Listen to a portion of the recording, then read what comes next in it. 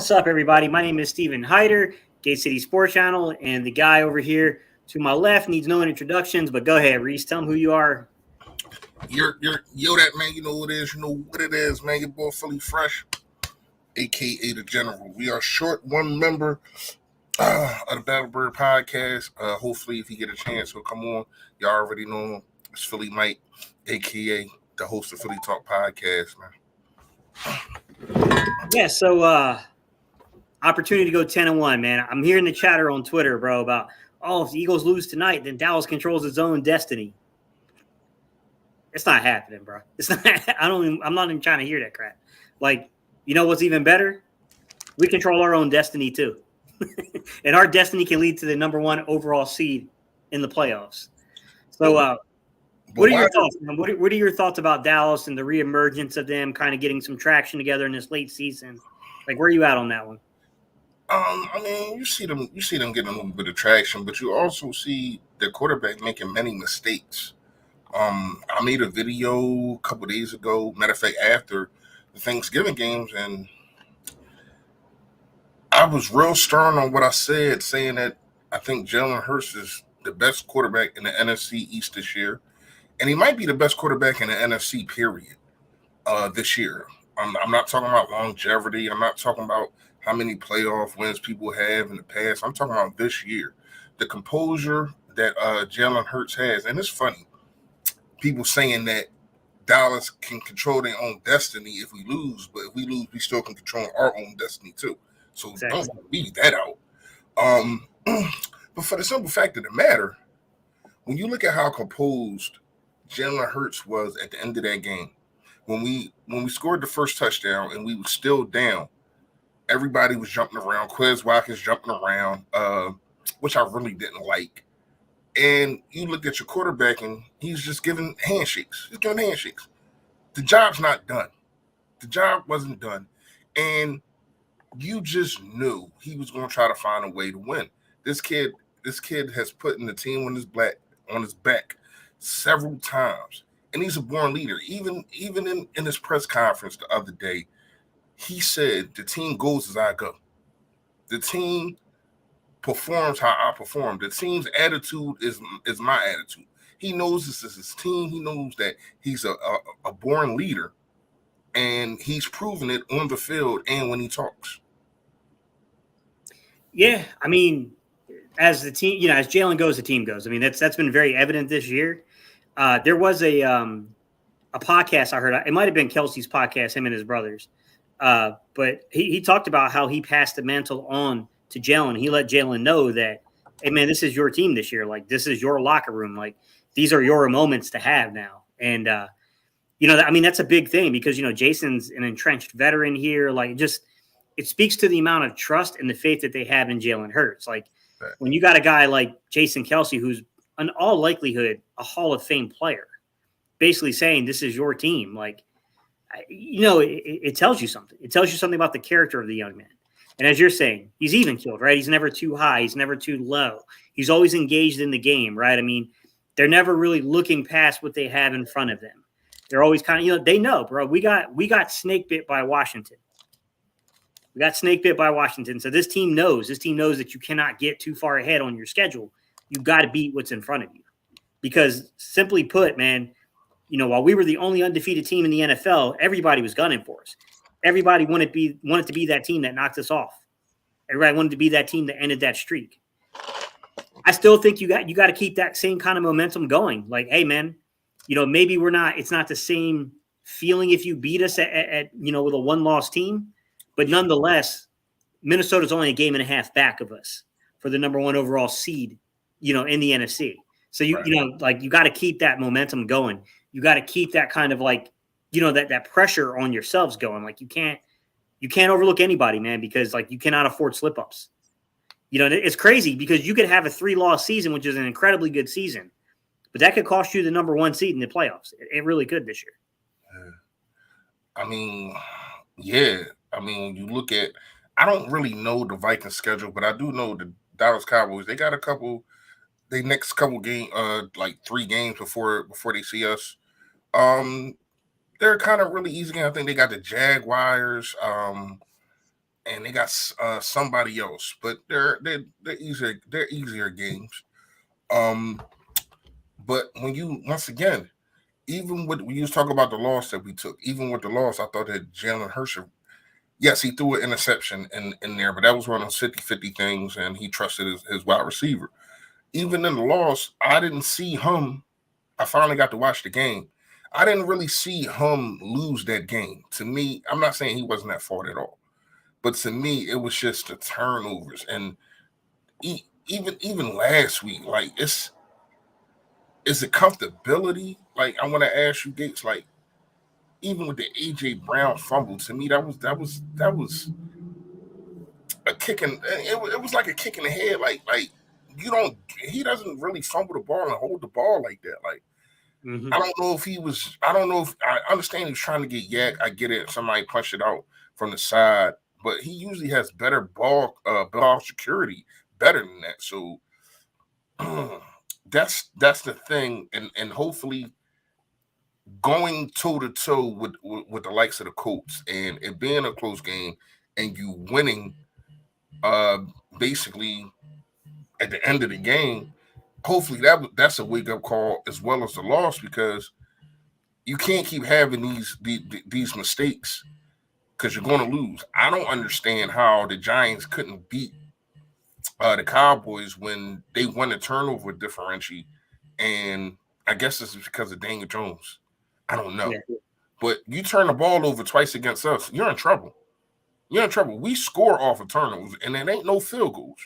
We score off turnovers. So that's why I'm saying, man, like Dallas can say whatever they want. They can beat their chest. They feeling good right now. I understand it. But they didn't look that good on Thursday. Now, you can rebuttal and say neither did we. And I get it, I understand it. But I trust our team. I trust our quarterback more than I do the other team. I think that we have more talent. I think that our defense is better, especially with the additions, man. Let me say this. It was 3 people that won that game against the Colts. I got Linval Joseph, I got Ndamukong Suh, and Jalen Hurts. I don't know, especially Linval Joseph. I don't know if you win that game without him being there. The presence that he had in the middle and the A gap was tremendous. It's something that we needed ever since Jordan Davis got hurt, and you can tell that void needed to be filled. I mean, he's just a big, massive man. You know what I mean? Fletcher Cox had a better game because of it. You know what I mean? Hargrave had a better game because of it. I still need Josh Sweat to get off that milk carton. You're missing. What's going on with you? What's going on with you, big guy? Like you get paid and then you just fall off. I don't know what's going on with Josh Sweat. But shout out Brandon Graham once again. Timely sacks. This is what this man has been doing for the second half of his career. I ain't gonna say all his career, but for the second half of his career, when they moved him back from linebacker to defensive end, this guy makes timely sacks, man, and big plays, fumbles, all type of things. We've seen it in the Super Bowl. So to me, the defensive line is scary in the fourth quarter when they know they got to go get it, and they know, we need this football. You in trouble, man. And it's not just one guy. Like Dallas got one guy. I understand DeMarcus Lawrence. He can get after it, but he doesn't do that against Lane Johnson. So I'm not scared of that. He does nothing against Lane Johnson.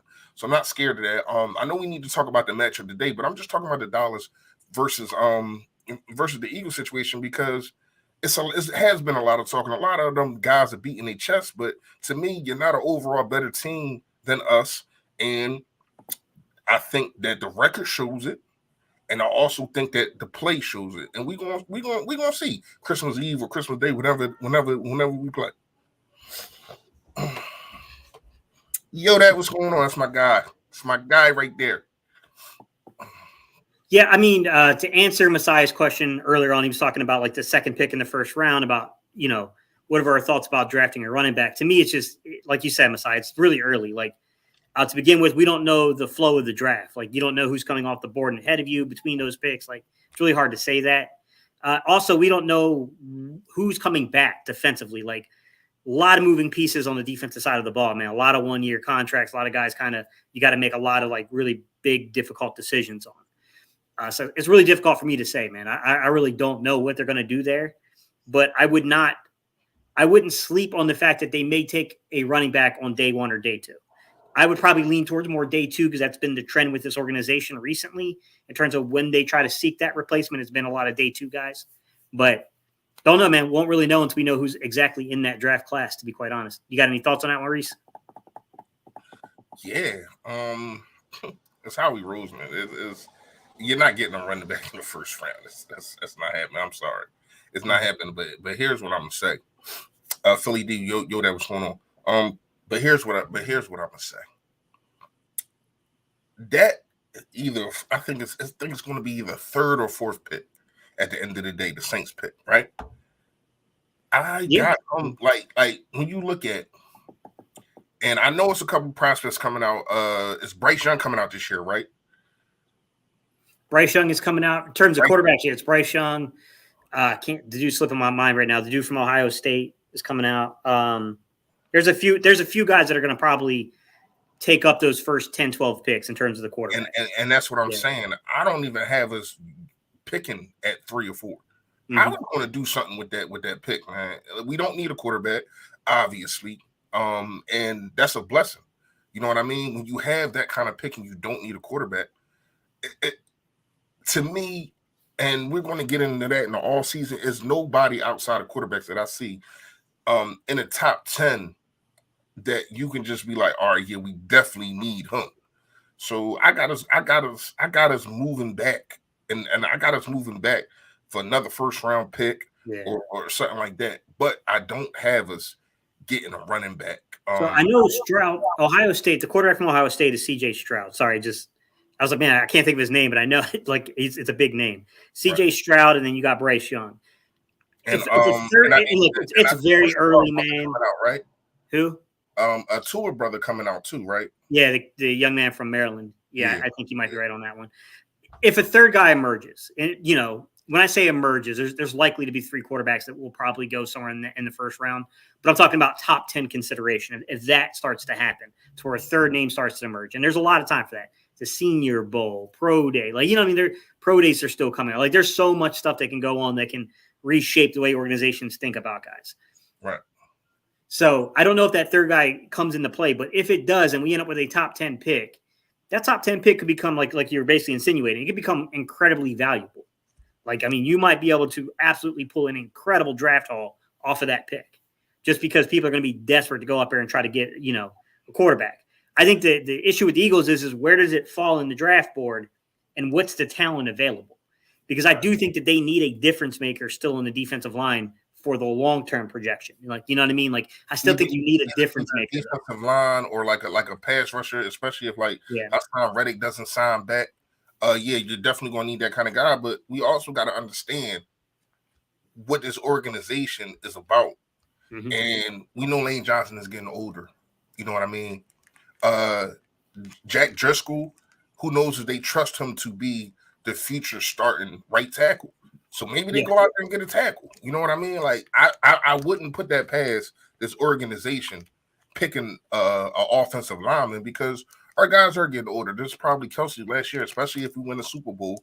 But you had a replacement for him. And everything else is kind of locked in. I don't know how they feel about the left tackle spot. You know what I mean? Yeah. I don't know how they feel about that. But I do know that not know, but I feel as though they like the right tackle and right guard spot, should I say? Right tackle, left guard. Left guard. Yeah, so it'd be interesting to see what they do along the offensive line because I saw a couple people that were talking in the chat and they were talking about Lane Johnson and what his future is going to hold because we don't really know. When Lane's engaged and in the game, you're not finding a better right tackle. You're just not. But I don't know, a lot of people are saying, Jack Driscoll's a good player, but is he a starting caliber player and above just being a starting caliber player, is he a top, even top half of the league starting right tackle? Difficult conversations. I don't know that we have the answer to that right yet. You know what I mean? need to see opportunity, need to see him play a little bit more. Right now, what I would say is he's an incredible 6 man off the bench. I think him in that role has been really good, but right. It's tough to say, man. Like the draft is so far away and so close. Let me get to my guy here. My guy Chris Potter gave a $2 super chat. I'm gonna go to his comment he put down just below it. He said, "That's my first super chat ever. I'm with Philly Mike, Fresh, and Lord Brunson. First super chat. Hey, bro, I'm none of those 3 guys, but I rock with all 3 of those guys. But we appreciate you, man. We appreciate you. I know Reese does. We do. Thank you for the super Yoda. All right, so got to kind of switch gears. The Packers. Supposed to be raining. I'm in Philly right now. The rain has stopped. So it's probably going to be more air distribution. What I mean by that, I mean by the quarterbacks of Aaron Rodgers and Jalen Hurts. Mm-hmm. To me, do you play Aaron Rodgers by just stopping the run and seeing if Slay and Bradbury can shut down the likes of like Lazard and the other kid that they got, the other rookie, I can't remember his name. Christian Watson in North Dakota State. Yeah. Actually, they thought Lazard was going to be the guy, but it seemed like Christian Watson has been coming along these last, I want to say 4 weeks. I don't know if he was injured or what the case may be, but he's been the guy these last 4 weeks, been making big plays. He was one of the reasons why they beat the Dallas Cowboys. And I don't know, man. Like, how do you feel? Do you just traditionally just stop the run because we know what a guy like Dylan and a guy like Aaron Jones brings to the table? Or do you play for the pass? To be honest, man, like that matchup, like they're not very good route runners, honestly. Like neither one of them are what I would call like crafty route runners. But what they are very fast. Both of those guys got speed, and they're tall. They're tall. I would classify them, Pauls, as long athletes. But you get what I'm saying? Like, they have a frame that's difficult to defend, especially when you combine that with the size, with the speed that they have, the element there. I'm a little bit more concerned with making sure you have safety help over top of Bradbury, just in case if he bites on a double move or something. You want to make sure you got safety help above him there. But, I mean, anything that's within 15, 20 yards of Bradbury's the guy who's got the frame to be a problem, man. Bradbury's a 33, almost 34-inch reach guy. He's a massively, lengthy corner. I mean, it's part of the reason why everyone kept saying, like, hey, what is it with you and Bradbury? What is it with you and Bradbury? Like, nah, bro, like, these are the type of corners that I loved coaching and I loved watching play because they have the requisite, like, arm reach to be disruptive to a passing game. Like, and that's you can't teach that. Like, you know what I mean? Like, that's just something you either have or you don't have that. And then, add to it that he's pretty good at reading it. He gets caught sometimes on some double moves. I'm not going to lie, but man, he's pretty good at reading it and jumping stuff. And, it's going to be an interesting matchup, man. It really is, just because I think with Sue in there, I think with Linval Joseph in there, I think with Fletch getting some of the snaps taken away from him where he can be a little bit more fresh in games, Hargrave, I think our run defense has gotten a lot better. It's still untested, man. Like, to me, Reese, I'm going to say again, I think the real test to me is when we line up against Tennessee. That's going to be the test to me because I know that they're not just going to go away from the running game. They're going to keep coming at you with it. And that's the one I want to see if we shut that down. And to me, I think he's the best, not best like all around running back, but he's the best runner of the football in the NFL, and Derrick Henry. I agree with you. I agree with a lot that you said. And you spoke on the offense, the defense side. I'm gonna speak on the offense side. A guy that we know very, very well, won a Super Bowl with us. Did not really play in the Super Bowl, but got some more play. 2018, things like that. We've seen him tip up a touchdown in Dallas for Dallas to win the game. And if y'all know what I'm talking about, it's Rasul Douglas. He is playing the slot for the Green Bay Packers. To me, I think Quez Watkins should have a field day. He's not shifty and not fast enough to keep up with Quez Watkins. I don't know if they're going to get safety help, but to me, Quez Watkins should be able to show out today.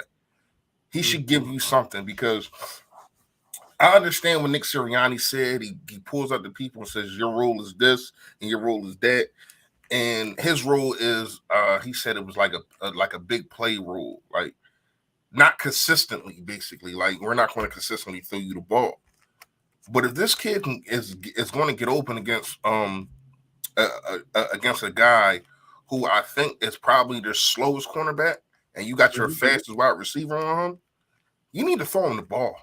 You need to throw him the ball. You already know how I feel about running the ball. I think there should be a dogfight in running. I think Miles Sanders should have at least 25 to 30 carries. 25 to 30 carries. Even if you want to split it up, the running back room needs at least 30 to 35 carries this game. Remember, this is how we beat them in Green Bay. What was that, 2019, when we beat them. Miles Sanders had a field day.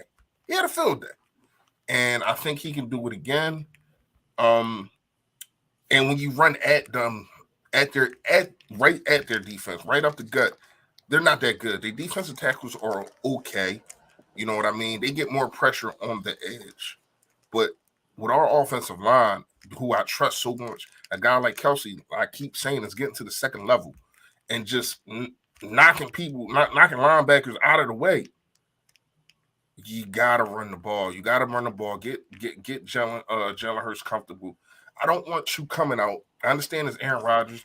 I understand it's prime time. I don't want you coming out and having Jalen Hurts throw the ball 7 straight times. I don't want to see that. Not saying that he shouldn't throw the ball. Obviously, you have to. But my thing is, you have to. Your first drive, especially if it's a scoring drive, like a 9-10 play drive, it should be evened out so you keep his defense on a swivel. It should be 5-5, 5 rushes of five passes. Mayor, thank you. I seen your comment somewhere. He was talking about the guy Watson. He was saying like he was dropping the football the first 7 weeks. Yeah, he was. Yeah, so that's why I probably didn't hear about him. And he has been coming on though. Not gonna lie to you. So that's a guy that I think you put. If I'm a defensive coordinator, I think you put Slay on. I think you put Slay on him, and I think you put Bradbury on Lazard. Now, Randall Cobb against Josiah. That's going to be kind of the X factor for them. I'm not gonna lie to you. It's a mismatch. It's a straight up mismatch. Yeah.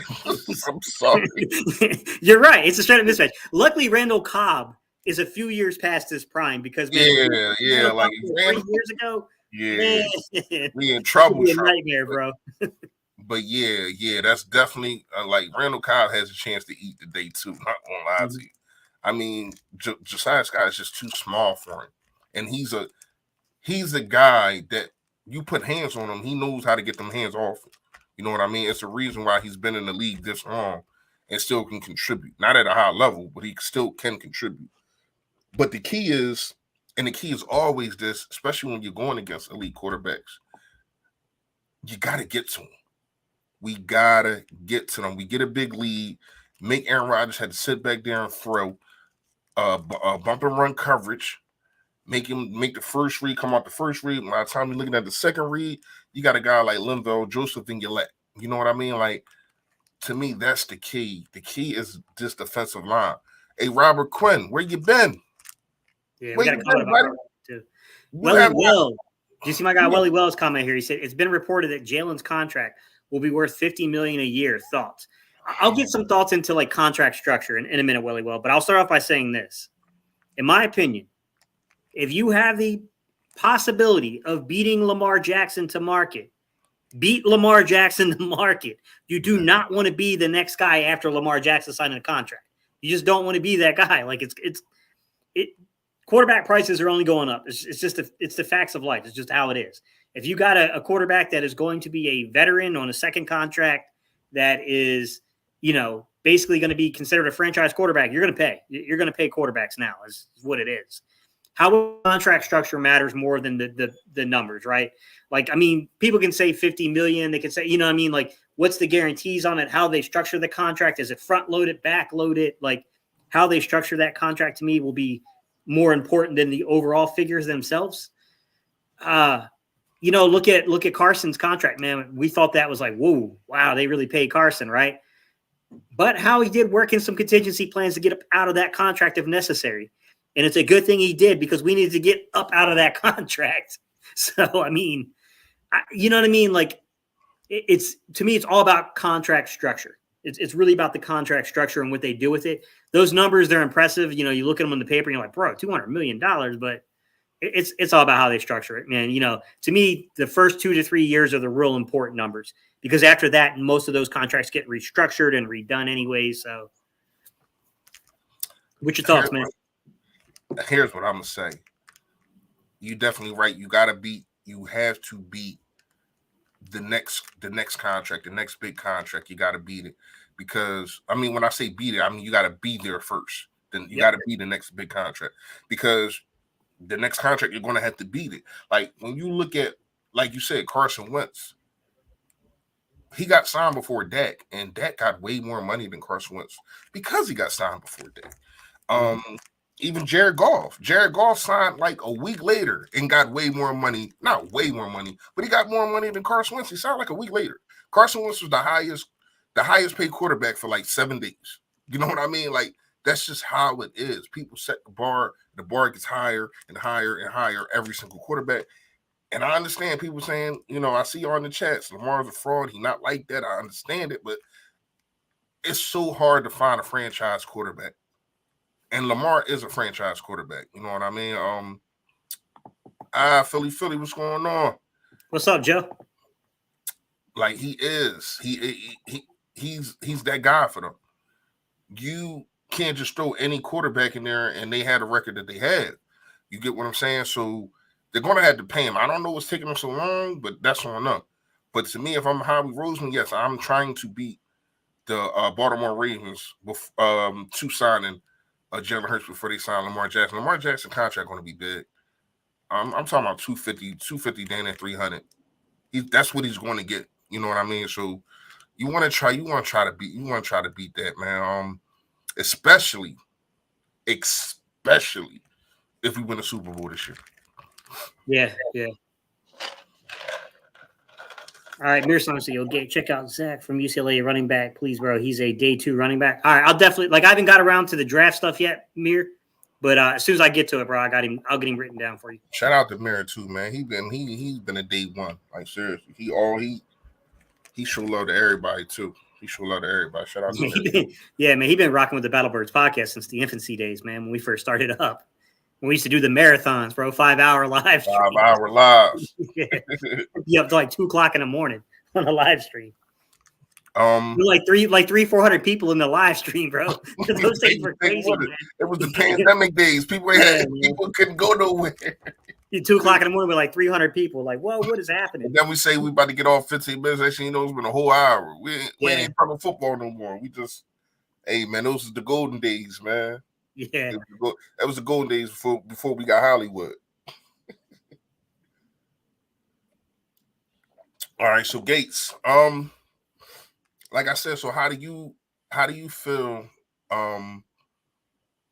Basically, we should attack the Packers defense on offense. I mean, to me, here's what I'm gonna say, and I don't know how you feel about this, but I do feel about this. Feel a way about this. They have been taking the opportunities out of Jalen Hurts' hands a lot. Like when the first 7 weeks, the RPOs, the hum reading the linebackers and reading the safety, and to me, they're not doing that as much. You know what I mean? Like, and it's not like people were stopping it. It's just like they just stopped doing it. You get what I'm saying? Like, I don't understand. Like, if something ain't broke, don't try to fix it. It's nothing wrong with him just when the RPO them to death. If it's working, keep doing it. Sometimes I think they try to get too cute and they try to say, "Oh, look, our quarterback, he can stand in the pocket. He can do what works. Do what works." Go ahead. This dude here, man. He ain't Jalen Mills though, Gate. Talk about who? I think I was when I was talking about Bradbury. Biting on double moves and stuff. Yeah, he was You a don't remember, yo. you Listen, don't remember Jalen oh, Mills that was in scouting playing report. on them double moves, bro? That when he played for us, that was the first thing on the offensive scouting report. Yo, Yeah. they number one corner because he was the number one corner for a while. Their number one corner bites on every double move, man. Yeah. Yeah, I mean, he did, bro. Like we had a rough patch with him, man. We really did. I mean, defensively with Green Bay, like it's kind of a weird situation because they're not a particularly great run defense. They're not. I'm not saying they're particularly bad, but middle to pack at best. I give them. Now they're undersized. I think that's the issue there, and they're also missing a couple pieces on the defense, which is hurting them a little bit, to be quite honest. They do have a decent nose tackle, though, man. Very athletic guy. With that said, their pass defense is pretty good. Their pass rush, it was decent, but I think I can't remember who it was. I don't remember if it was they lost one of their pass rushers. I can't remember which one it was, but they are down. So I don't know if that pass rush will live up to what it was earlier on the year, but they had their moments where they had solid coverage, solid pass rush. They're not a great tackling team, but I'm not even going to go down that one because that's a lot of the pot calling the kettle black because have we watched our film? Like, we're terrible, bro. We can't tackle for crap. Like, thankfully we got Sue in here and we got Linval Joseph because they definitely helped shore up some things there, man. Because when guys were reaching our secondary, it was getting ugly to watch that, man. With that said, I'll be honest with you, Reese. I hope they work the running backs into the game plan. And like, to me, it's more than just running the football. Like, these guys can catch the ball too. Like, we got to work them into the game plan a little bit more. To me, Miles Sanders on a contract year, that man should touch the football 16 times a game at minimum. Between running the ball, between trying to catch the ball, like, ball should be in his hands 16 times. You got to know what you have in this guy. And you got to use him to know what you have. And I'm glad that you said that because was you surprised last week? I was. That they ran so many 13 personnel, so many 3 tight end sets. It was just like, and it kind of did bite us in the foot in the first quarter because these guys are getting penalties after penalties after penalties. You wound it up first and forever. You know what I mean? Because of all the penalties that we was getting. To me, you have other ways of scoring. You have other ways of getting the ball down the field. You have a Kenneth Gainwell. You know what I mean? Like, you have a Pascal who can block. Like, I would like to see more Pascal and more Kenneth Gainwell. I'm not gonna lie to you. I made a video about that also. Make sure y'all go check that out. It's just, why do you want to keep running these 3 tight ends? And these guys, this is their first game. Like Tyree Jackson, he's okay. I like him. I like him a lot. But to me, he shouldn't have got as many snaps as that. He got more snaps than Boston Scott. He shouldn't have more snaps than Boston Scott. Boston Scott is more acclimated into what's going on, and also he's the better player right now. You gotta give your playmakers opportunity to make plays, man, and they can't do that by sitting on the bench or sitting next to you. Go ahead. Yeah, I mean, they're gonna have to figure something out here, man. Because minus Dallas Goedert, there's a little bit of an indifference to the offense. Like, it's not quite the same. It's still explosive. We can still put points up on people. A.J. Brown is still A.J. Brown. Devontae Smith is still a heck of a talent. Miles Sanders can still play ball. Quez Watkins has still got that kind of game-breaking speed. Zach Pascal can do all the dirty work. I don't know what Jack Stahl is, man. I really don't. I mean, he's a solid run-blocking tight end. He can do some pass pro. I thought he's gotten a lot better in pass protection, honestly. I could say the same thing for Noah Togiai on the practice squad. He's a pretty solid run-blocking tight end. I don't know where he is in pass protection. It wasn't great last year, but, it's a year difference. He may have grown in that aspect of the game. Hard to say. Calcaterra, Tyree Jackson, those guys Tyree Jackson at least showed effort last year in run blocking. But those dudes, that's not, you know what I'm saying? Like, that's just not what they are. These are guys that if you can get them split out, those are 6'6", 6'7", tight end targets that can move. They can run. Like, that's just not their strength. You're not going to really sell or design or fool anybody with them. Like, you know what I mean? It's just a matter of can they be more athletic than the guy across from them, to be quite honest. That's the part that I don't know, Reese. I really don't know what they're going to do in the tight end position. Were you a little shocked they didn't make a move there? They didn't try to sign anybody? Like, well, We heard reports about Rob Gronkowski, but Yeah, but that was I don't know what to make of that. I mean, other I, than I I think that was players reaching out to him. I don't think it was ever the organization from what I hear from the sources that I got. yeah, It was just players, Twitter and all that kind of stuff. It wasn't really like they actually made a stab at it. I am kind of shocked that we didn't make a move. And once again, they must like what they see. They must like what they see in practice with these other guys. I mean, I like Jack Stroll. Jack Stroll. I like him. You know what I mean? Tyree Jackson. Once again, I like him. I mean, the guy's 6'9" and athletic. What is there not to like? You know. yeah. You know what I mean? But I am kind of surprised that you didn't go out. We didn't go out there and just find a veteran guy that's sitting on the couch. But who can you find? Evan Ingram? Not Evan Ingram. Emrod. They used to be with the Colts. Eric Ebron. Yeah. I mean, they. He's a local guy, man. He played at Ben L. Smith down here in Greensboro. He's a very good athlete, but injured a lot. You know, dealt with a lot of injuries in his career. I mean, you only need him for like 2-3 weeks for real. Exactly. Yeah, exactly. So, and he knows Nick Sirianni knows him, so he knows he knows where to put him, what he likes, and he also can block. You know what I mean? So yeah, I mean, kind of surprised. Maybe they did reach out to him. He just said, "No, I'm done." Like too many guys that get too many injuries like that. Once they sit down, they're just like, all right, I'm done. I'm good. You know what I mean? So maybe they did reach out and they didn't like the people that was available and the people that they wanted wasn't available. So I don't know, but I am going to say once again, you have other talent. And shout out to somebody that just said we don't use our running backs. We don't use our running backs and pass.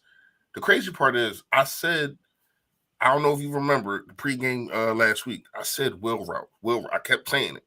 They finally did it. And it was one of the reasons why we scored on that last drive. They hit Miles Sanders runs the Will route, gets past interference. He's an athletic guy, and he can catch the football. They used to and you asked me this last week. They used to use him his rookie year, like he was a Christian McCaffrey or Alvin Kamara. They was using him like that, and now they don't. He had like 50 catches his rookie season. It was something ridiculous. Like he was catching 20, 25-yard balls like they were nothing. And I don't understand why they're not using him now. Like, especially with these linebackers, I don't think these linebackers are as good as we're used to the Packers having good linebackers. Like, I think they're okay. You know what I mean? So I think you gotta use Miles Sanders. You know what I mean? Coming out the backfield. And the crazy part is you had a perfect quarterback because he can buy time and it can be a late route. It can be a late real route to where as though Miles Sanders can block and then go out for a route. And you have a quarterback that is mobile so he can buy time and Miles Sanders gets down the field. Mm-hmm.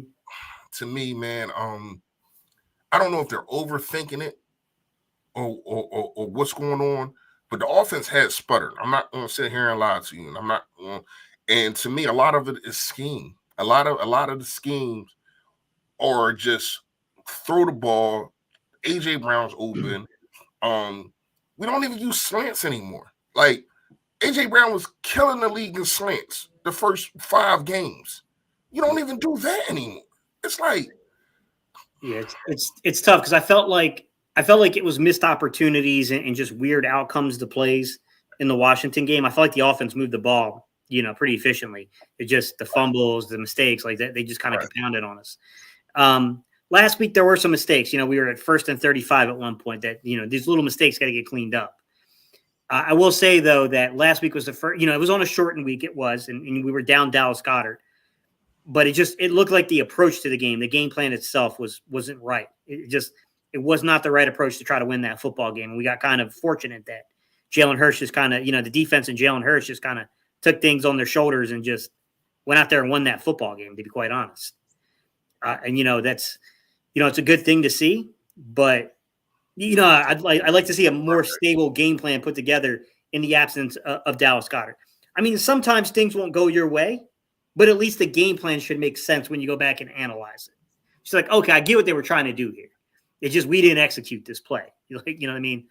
Yeah. It's tough, Reese. It is, man. It's a tough situation. My guy Chris came in with another $2 super chat and said, "Will Aaron Rodgers piece this up?" I did see your other one. He Chris, said you're like, belay my last on that. Yeah. But no, I mean, look, Chris, it's a fair question. And if he didn't have a banged up thumb, if you weren't dealing with a thumb situation with Aaron Rodgers, I think this is a game that you couldn't sleep on, because no matter if Green Bay is nowhere near the team it was a couple of years ago, Aaron Rodgers behind center is a problem. The guy can come up and bite any team. You got to be careful playing a guy at that talent level.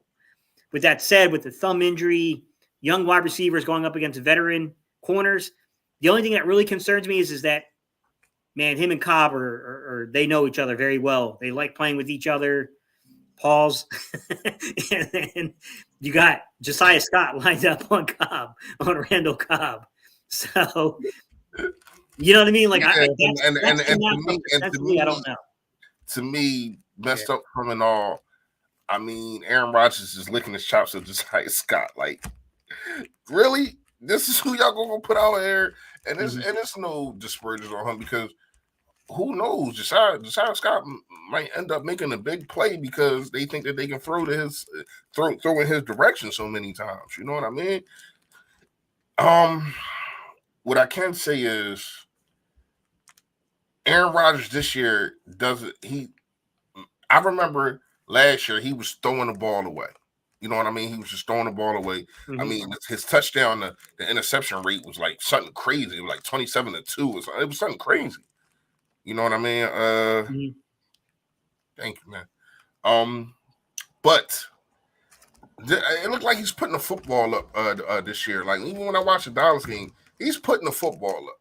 And this is not a secondary that you really want to put the football up. Don't forget we got C.J. Gardner back there. You know what I mean? Like, he's a dog.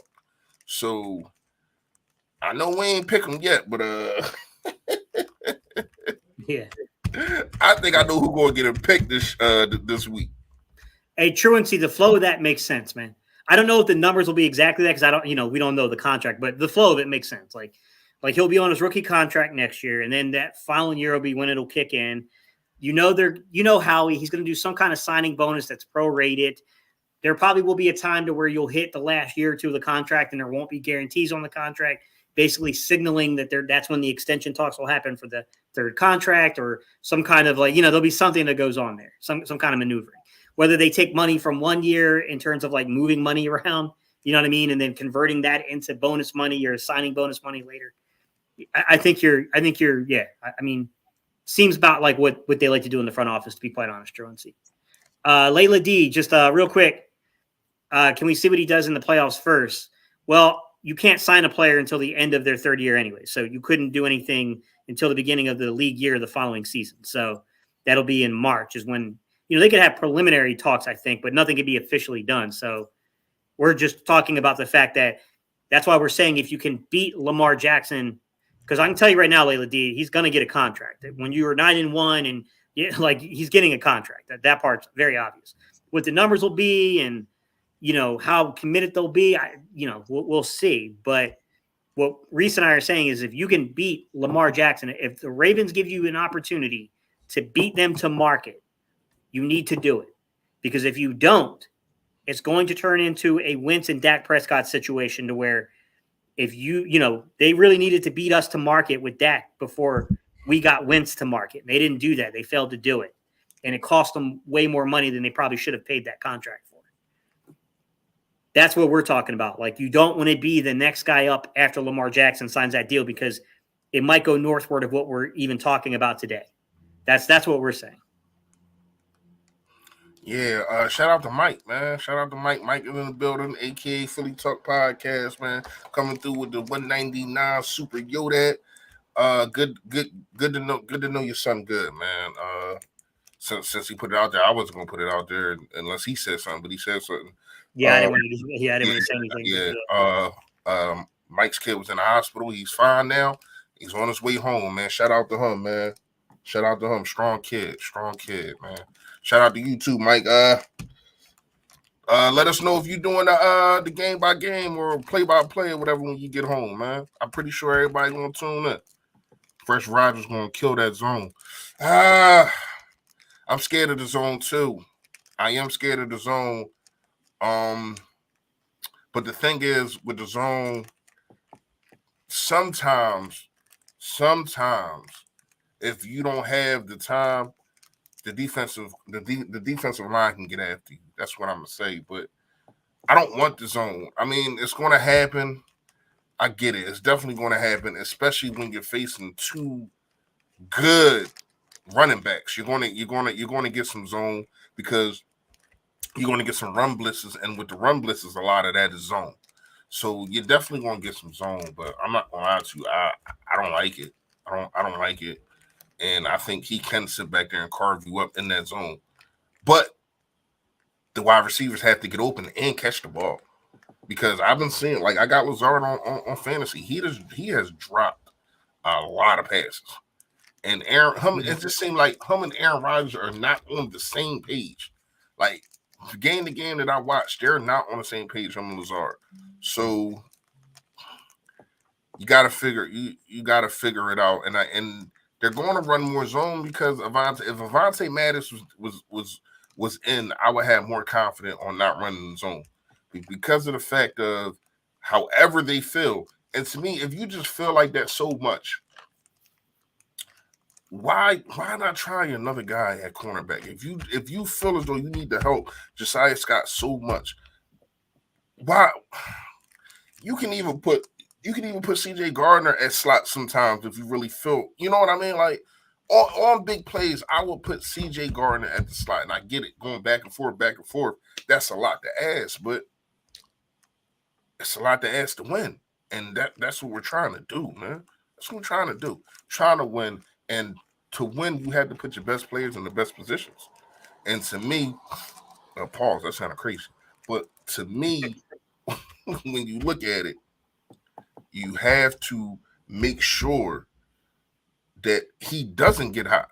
Like Aaron Rodgers literally can have a dud and throw for 160, a touchdown, and 2 picks.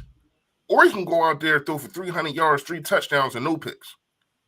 It's a toss-up with him because he's that good, but he also been that bad lately, if you get what I'm saying. Gates, like, it could be a good game or it could be a very bad game for Aaron Rodgers. But to me, the most thing that you have to do to Aaron Rodgers is pressure him. Pressure. I understand he got that little skippity pat thing that he does with his feet. He can move around, yada, yada, yada. But still, you got to get him off the spot. Yes, he's good at throwing on a run. He is dynamic. But you still got to get him out of his zone. You got to make him look at the defensive line before he's looking at these damn wide receivers. Because if he's looking right at the wide receivers and that wide receiver is open, we in trouble. So the defensive line got to come to play. And I know it's a couple guys on that defensive line that have been playing this guy for years. You got Ndamukong Suh, who's been playing him for years. You got Robert Quinn, who's been playing him for years in the same division twice a year. So they know how to get after this guy. We just got to do it. Rock.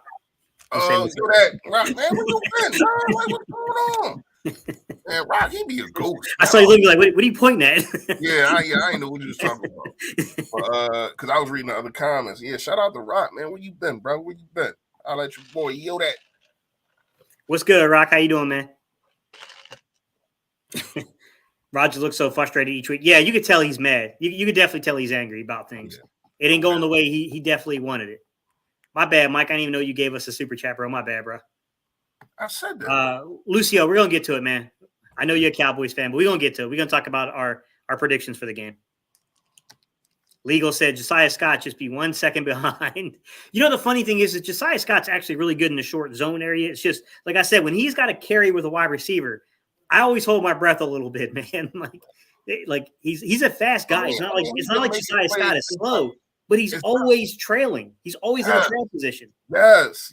And it could have been worse than what it has been. These quarterbacks that we have been facing have been missing some of the wide receivers that been thrown to who Josiah Scott was covering and trailing behind. A lot of that is because of the defensive line, though. That's what I'm going to say. Heineke missed some, and Matt Ryan missed a couple throws last week. But that was because of the defensive line in they face. So shout out to them for that. They've been kind of saving Josiah Scott because it could look real uglier than what it really has been until you turn on the tape and you're like, damn, dude, you getting burned. You are just getting burned. And I don't know if it's because you got the little legs or whatever the case may be, but his first step is horrible. It's horrible. His first step is horrible. And once the first one is gone, everything else is catch up. Everything else is catch up. So I ain't gonna lie, man. I like him, but he's a really good backup player. Mm-hmm. But he's just a dude you don't want in a game more than 2 games at a time. Like you do not want to see him for prolonged periods of time because offenses figure it out. Right. They start figuring out how to get free on him and how to get him in a trail technique. Yeah, and start picking. Just start picking picking on him. I mean, it is crazy because he actually is a really, really good short zone player. Like, I'll be honest, man. There are times I'm not going to say he's like all the way like, oh, he's completely better than Avonte Maddox in the short zones. I think that's an overreaction to just a couple of plays.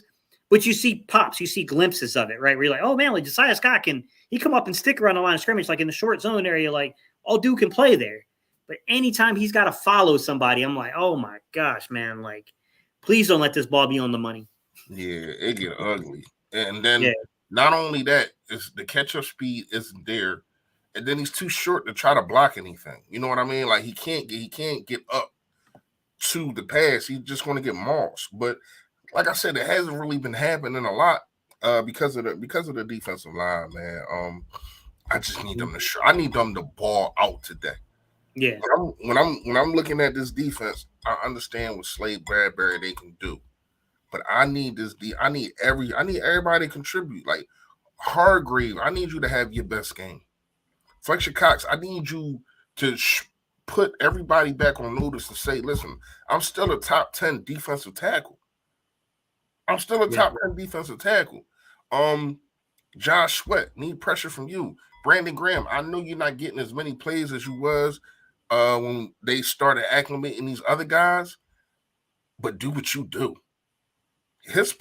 Brandon Graham, I don't know what he drinks. I don't know if he got a stash of vibranium or what he got, but it just seemed like he's getting better as he's getting older, man. And a lot of that is because of less snaps, I guess. But the kids, the guy, I can't call him kid. I think he only like a couple years younger than me. But the guy's been balling. Like, he really been balling. It is crazy to talk about some of these guys because, like, we actually older than them. Yeah, like 21, 22, 23, 24. You're all like, yo, we know how young they really are. Like, I know. I thought I was growing at that age. I really did. Now I look at it like, we're pushing 40, bro.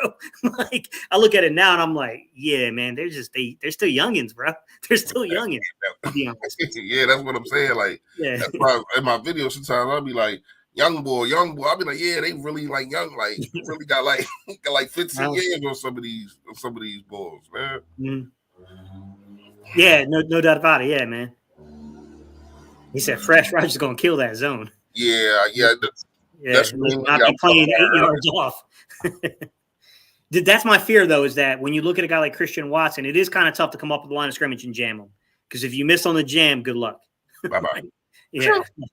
Yeah, like that is a tough one, man. Oh, we got Philly 5,000. Yo, bro, you always get me, man, because the logo and stuff is so close, bro. You always catch me with this one. He said, Gate Fresh, what's good, gentlemen? The Sue Joseph pickups will prove great pickups, but I am a little worried about the tight end position. Yeah, you ain't the only one, man. You're definitely not the only one. He was like, yo, Rodgers is ready for the season to be over. Yeah, I agree. I guess so. But then what? Like, what are they going to do? You know what I mean? Like, the defense is okay. They couldn't find a wide receiver, a big wide receiver for Aaron Rodgers this year. And they couldn't even sign the guy back who they was going to give more money to than Oakland offered. Like, isn't Aaron Rodgers? Like, I don't know, man. some guy. I mean, sometimes it'd be too many Chiefs, not enough Indians. Everybody wants to, be that guy. Everybody wants to. I don't know, man. It's looking dark over there, and they're gonna have to. They're gonna have to pay Aaron Jones, right? He came out in the draft with Miles Sanders, didn't he? I think he came out. Aaron Jones was like 2017, wasn't he? Wasn't he part of that big 2017 draft? He been in there that long? I think so. I think he was part of that big 2017 draft where like everyone that got drafted was good except for our draft pick. That was the year we took old dude out of San Diego State. He was horrible. What was his name? I don't remember his name anymore. He was that bad. Yo, he was a little shifty guy. He was a shifty dude. The small guy. Yeah. Yeah, it never worked out. Damn, what was his name? I can't remember his name.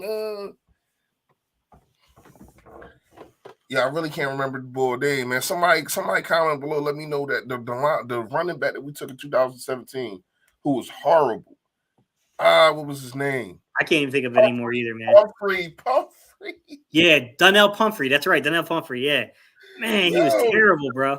That was such a bad pick. Booty juice. Yeah, that was a bad pick, man. It hurts because everybody, pretty much almost everyone drafted that year turned out to be good. Got a good. That was the Alvin Kamara draft, right? Yeah, I think Kamara was that draft. I think CMC was that draft because we wanted CMC originally. Remember? Yeah. And then he went way before we were picking. Like, we didn't have a shot at that one. Oh man, I forgot. And he tried to use him in special teams. Then he kept getting hurt. He was horrible. Oh, where's he at now? He probably in one of them whatchamacallit leagues. Oh yeah. He probably in one of them overseas leagues. USFL or Canadian football. Yeah, I don't know. I don't know where he's playing now, man. He's sitting on the couch talking to his camera like us. Yeah, he might be. I mean, damn. Who? Oh, yeah. It was a lot of running backs in that draft, yo. It was like Carson got picked in like the 7th round that year. Like Chris Carson, there's a bunch of them, bro. They got picked. I was like, man, I think that was the Tyreek Hill draft. I think Tyreek Hill went in like the 4th or 5th round. Yeah, but we know why he went how he went. Yeah, but I mean, just the amount of talent. You know what I mean? He's not really running. He was a running back in college, but I mean, that's not what he was in the pros. And but I mean, that was one of Howie's worst drafts, ever. Everybody in there, I made videos about this. Everybody in from that draft was just a bust. Yeah. Even though you won a Super Bowl, you won a Super Bowl that year, though. I give you that. He did, man. He did. They got to give him that. That draft, you started off horrible. Yeah. You started off horrible, man. We're going to get to it, guys. We're going to get into the game predictions.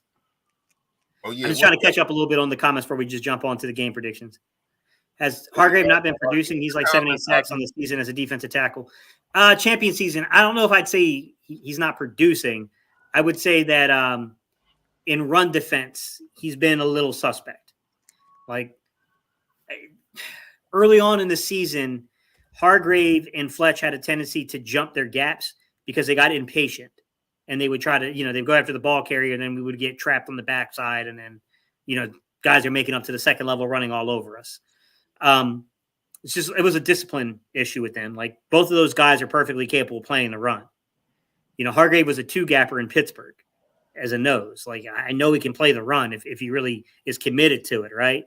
Fletcher Cox, we could say that age is catching up with him, and I think that is partially true. I think Fletcher will tell you that if you talk to him. But at the same time, you can't tell me that Fletch can't, for 10, 12 plays a game, can't really give you impactful run defense plays. I mean, the guy should be able to play the run still. And that's the tough part, man. Because Reese, it. We're talking in circles here, but you and I both know the truth, man. Run defense is about effort. It's truly about effort. And I was questioning some of the effort I was seeing out there, to be quite honest. Yeah, I mean, you're absolutely right. Run defense is about effort and it's about tackling. Mm-hmm. I've been seeing the last couple of weeks just missed tackles. Even my short tackler and TJ Edwards, he's been missing tackles too. And I know we have not talked about the linebackers a lot, and I like what TJ Edwards is bringing to the table. I'm not gonna lie to you. I think he's top 2 or 3 and tackles, like period, through the whole league. He might be number one, to tell you the truth. He's actually balling. I need some more from Hassan Reddick. And a lot of that is because of the scheme. I think Jonathan Gannon is not using this guy and we don't talk about it as much because of all the new additions that we got, and we're looking at them. But Hassan Reddick was supposed to be that guy that just disrupted offenses. You know what I mean? And to me, he's not being put in a position to, because he's not being sent to, if you get what I'm saying, Gates. And it's frustrating when you have that kind of talent and he's not being utilized, man. Yeah. I mean, you're right. It is. They got impatient, I think, is really what was happening in the run game. And the truth be told, man, we just didn't. When Jordan Davis went down, we just did not have the solution at nose tackle. And this particular type of defense will not work without someone who can really be impactful at the nose tackle. The minute they plugged in Linval Joseph, who came off the street. Now let's be honest. There's not a lot of dudes like Linval Joseph. Like when Jason Kelce tells you this is the strongest man playing on that defensive line in the NFL, I pay attention to those type of words that mean something to me. Like, oh snap! Like we got us one. like we for real got us one here. Like, you heard the front office speak out and say like, hey man, this is what we are trying to develop Jordan Davis into. We want him to be a Linval Joseph type of threat to the running game, where you just cannot move this guy off the ball. And I saw some people were a little discouraged with Jordan Davis. I saw some comments earlier, guys. I'm gonna be honest with you. I thought Jordan Davis played well when he was in games. Conditions got to get a little better, but he's a rookie and he's playing more than pretty much any other rookie on the field right now is for the Eagles. So, and that's even with an injury. He's probably still leading them in snap counts, to be quite honest. All right, so real fast, Gates. This is just 5 running backs from that draft: Christian McCaffrey, Leonard Fournette, Dalvin Cook, Aaron Jones, Merlin Mack. That's just 5 guys, man. Then you had Austin Eckler. You had Austin Eckler in that draft. McCaffrey already said that. Like, who else? You had Joe Mixon, Alvin Kamara, Kareem Hunt, James Conner. No, that ain't from that draft, is it? Mm-hmm. Yeah. James Conner, Tariq Cohen, Chris Carson, Matt Breida, and we did draft Corey Clement too. Can't forget about him. Yeah. Well, he wasn't drafted. Yeah. He wasn't drafted. I forgot. He was undrafted rookie free agent. Yeah, undrafted rookie. But yeah, man, you just, that's a hell of a list right there. It's crazy the amount of people in that draft class, and it's like, man, like, how did we like? And I got some people like, hey, he did break the FBS rushing record. Like, I mean, do like 2,100 yards and something like that in his senior season. It's like, yeah, but that's stat chasing. You know what I mean? Like, you gotta be careful of the stat chasing stuff, man, because you can get burnt. College is different, especially the college and the actual. What's that? The Pac-10? Is that the Pac-10? San Diego State? No, they're. I don't think they're Pac. I think they're like some kind of sub-conference. Like I think they're. I can't remember which one they are. I can look it up. Yeah, that's what I'm saying. So competition matters, and that's why I'm glad that how we just. I don't know what you was thinking. There too many analytics, too many this and that. But you finally went and got players that actually like was in the end and NEC. I mean the SEC and all and those kind of players. Like you need players that play against good competition and still shine. You know what I mean? Not these little pity pat guys that's running around with guys that's not going to make it to the league. Yeah.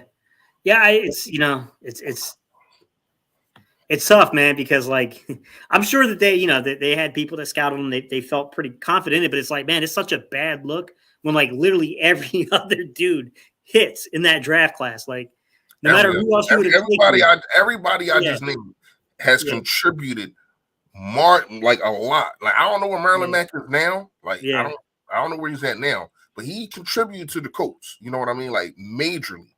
Like I don't know, but I do want to give my offensive defense. I do got get off of here soon. I got to grab something to eat for the game. Come on.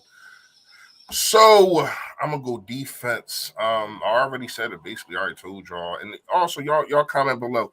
Not below. Y'all get what I'm saying. Comment. Let me know who y'all offensive and defensive players want to be. Score prediction, and also tap in. Tell me where y'all from. You know what I mean, where y'all at right now? What you represent? All right. Me, I already said this for defense. I'm gonna go CJ Gardner. I think CJ Gardner gets a pick on one of those Aaron Rodgers trying to fit into a keyhole type of situations, and he doesn't see CJ. I got him. I got CJ with a pick. Offense. I'm gonna go Quez Watkins. And the reason I'm gonna go Quez Watkins, I don't think that he's gonna have the most yards in this. I just think he's gonna be significant on third downs against Rasul Douglas. Rasul Douglas cannot stick with Quez Watkins. It's going to be an X factor. It's going to be an X factor in the slots on both situations. We already talked about Josiah Scott and Randall Cobb. So to me, the middle of the field and that X factor is going to be the X factor on both sides. And I think Quez Watkins comes out with a touchdown. I hope he doesn't do too much yapping and dancing and all that kind of stuff, because to me, I don't know, you just ain't deserve it yet. You know what I mean? You really haven't done nothing this year. So I need him to have a big game. Plus, I just picked him up in my fantasy. One of my guys just got hurt. Score prediction. I've been going blowout, and it's been close games, so I'm gonna go close games. Hopefully, it's a blowout. You know, I'm gonna go to Eagles. I think we put up 28 points to Aaron Rodgers, and the Packers putting up 21. 28-21 Eagles. Okay. Who'd you pick offensively, real quick? Did you go Smith? No, Quez Watkins. You went Quez. Okay. All right. Offensively. You listening to me? Wait, what's going on? No, I'm trying to pull the comments up. I'm like trying to pull the comments up. So, all right, go ahead. Trying to keep up where everybody's from and everything. Yeah. So offensively, I'm gonna say, AJ Brown, man. I think this is a game that AJ Brown's gonna get back on track again. I do. I think it's gonna be a big game for him. Defensively, man, we need something to happen on the pass rush. We really do. Brandon Graham got in last week. Hassan got in last week. Josh Sweat ain't got in a couple of weeks here, bro. Like, Josh Sweat gets a lot of pressure. He plays the run pretty well.